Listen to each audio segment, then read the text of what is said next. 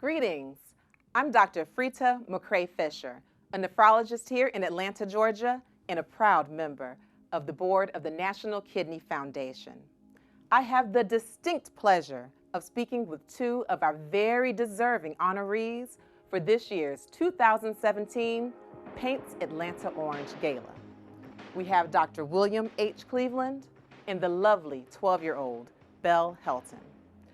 Dr. Cleveland is a physician who specializes in nephrology, and he is on the medical staff of over 7 hospitals in the Atlanta area. My interest in going into medicine was to be involved with the community. Certainly taking care of patients and practicing medicine is part of that involvement. That's not the only involvement that I feel is important. I think you have to be involved on multiple levels because our communities need us, and they need everyone to participate and contribute in ways that we can. So I find that time expands whenever you have an interest to do things that you really think are important. We have a great need, as you say, in terms of patients that need kidney transplants. We have in Georgia 300 dialysis centers that have on average of 50 to 70 patients in each of these centers. And less than 24% of these patients are interested in a kidney transplant or have been referred for kidney transplantation. So there's a great need. And so we have to get our community to recognize that being a donor is something that can help everyone. Belle Helton is a lovely 12-year-old girl who was born with kidney disease. Belle has spent her life being an inspiration and a motivation to others. And during her life, she has had the opportunity to meet First Lady Michelle Obama.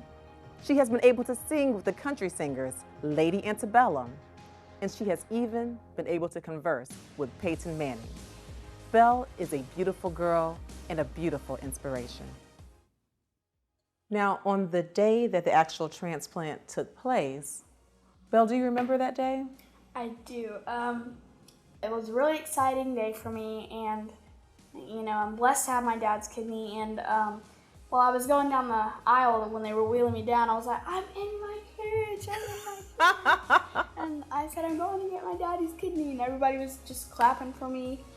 But I was still nervous at the same time, but I was happy. It's a blessing to still be alive here today and have my dad's kidney.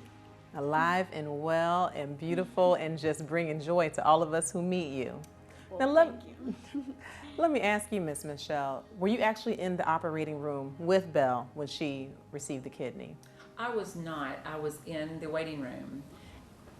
It's a very difficult day to go back and relive because I was hanging in the balance with 2 loved ones. I had my husband at Emory and my daughter in Eggleston, both going through very serious surgeries, one saving the life of another. And knowing that Belle had saved my life, because without her diagnosis, I would have never had the mammogram that saved my life. It was a very emotional day. And then that very last phone call, the kidney is in and working. And working. And the waiting room burst into tears, and I burst into tears, and we just all started praising God and thanking God for the miracle of my husband giving his kidney and it working for Belle. So it was an amazing day.